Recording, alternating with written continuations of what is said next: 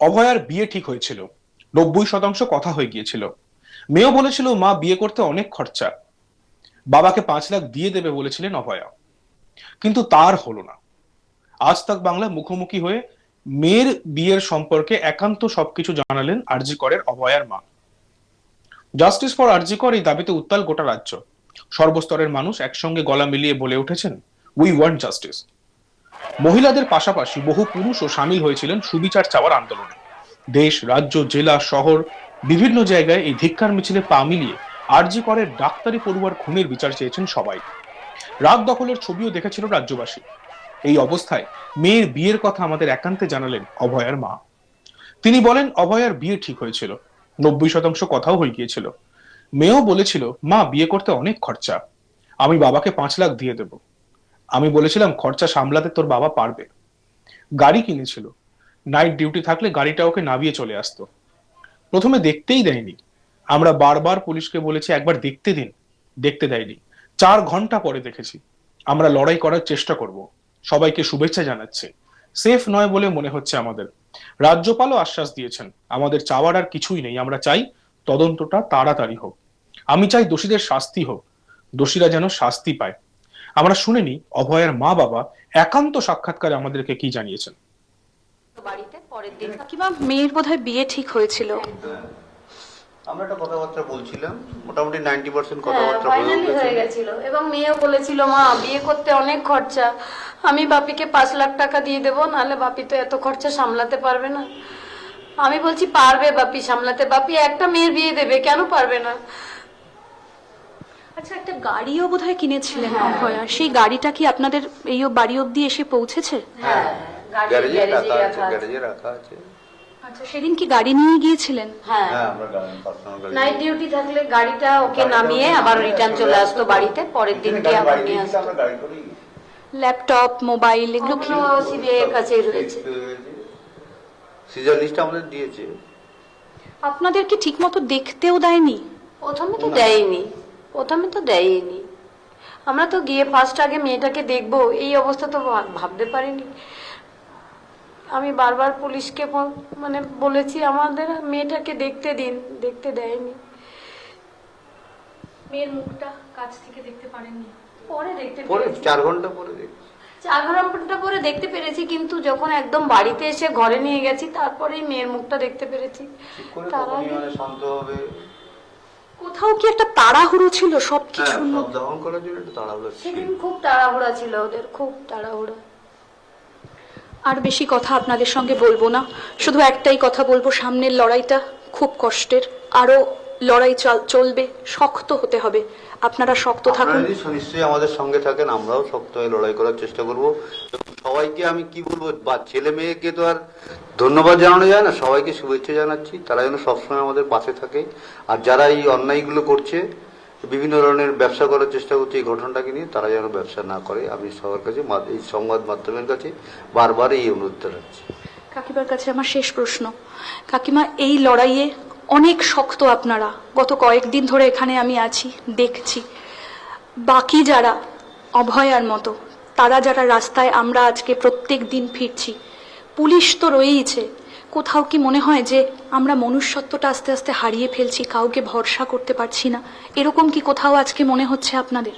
এখন তো মনে হচ্ছে একমাত্র মেয়েকে হারিয়ে সে একটা এত সেফ জায়গায় সে ছিল, সেখানেই তার সাথে এরকম ঘটনা ঘটেছে। এবার আপনারা যারা রাস্তায় কাজ করছেন তাদের আমার ভয় হচ্ছে, সেফ নয় মনে হচ্ছে আমার। কোনো বার্তা দিতে চান কি আমাদের মধ্যে দিয়ে? আমরা তো যে বার্তা দেওয়ার দিলাম, প্রশাসনকে এটাই বার্তা দিচ্ছি, যাতে সবাইকে সুরক্ষা দেওয়ার চেষ্টা তো প্রশাসনের করা উচিত, সেটা করুক।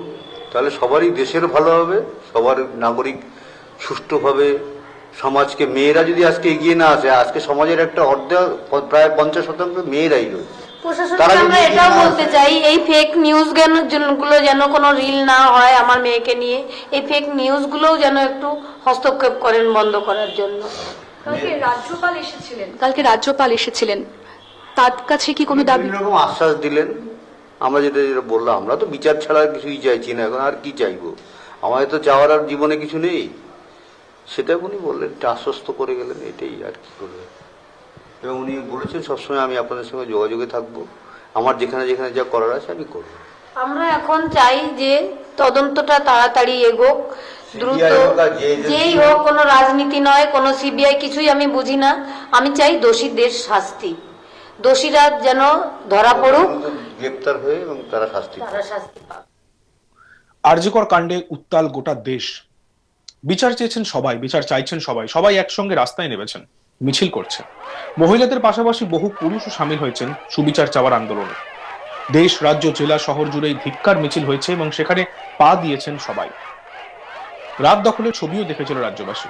এই অবস্থায় মেয়ের বিয়ের কথা আমাদের একান্তে জানিয়েছেন অভয়ের মা। তিনি বলেন, অভয়ের বিয়ে ঠিক হয়েছিল, 90% কথা হয়ে গিয়েছিল। মেয়েও বলেছিল, মা বিয়ে করতে অনেক খরচা, আমি বাবাকে 5 লাখ দিয়ে দেব। আমি বলেছিলাম, খরচা সামলাতে তোর বাবা পারবে। ও একটা গাড়ি কিনেছিল, নাইট ডিউটি থাকলে গাড়িটা ওকে নামিয়ে দিয়ে আসতো। প্রথমে সেটা দেখতেই দেয়নি। আমরা বারবার পুলিশকে বলেছি যে আমাদের দেখতে দিন, একবার দেখতে দিন, দেখতে দেয়নি। 4 ঘন্টা পরে দেখেছি। আমরা লড়াই করার চেষ্টা করব, সবাইকে শুভেচ্ছা জানাচ্ছি। সেফ নয় বলে মনে হচ্ছে আমাদের। রাজ্যপালও আশ্বাস দিলেন, আমাদের চাওয়ার আর কিছু নেই, আমরা চাই তদন্তটা তাড়াতাড়ি হোক আর দোষীদের শাস্তি হোক, দোষীরা যেন শাস্তি পায়। আমরা একটা কথাবার্তা বলছিলাম, মোটামুটি 90% কথাবার্তা হয়ে গেছিল এবং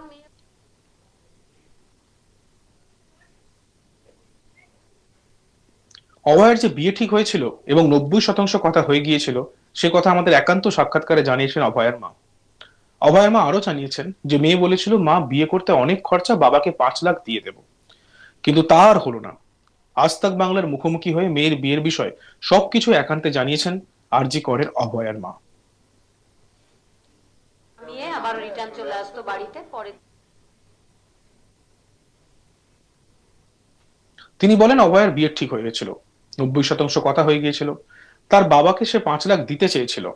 আমি বলেছিলাম যে খরচা সামলাতে তোর বাবা পারবে। সে গাড়িও কিনেছিল, নাইট ডিউটি থাকলে গাড়িটা ওকে নামিয়ে দিয়ে যেত। আমাদের প্রথমে দেখতেই দেয়নি, আমরা পুলিশকে বারবার বলেছি একবার দেখতে দিন, দেখতে দেয়নি।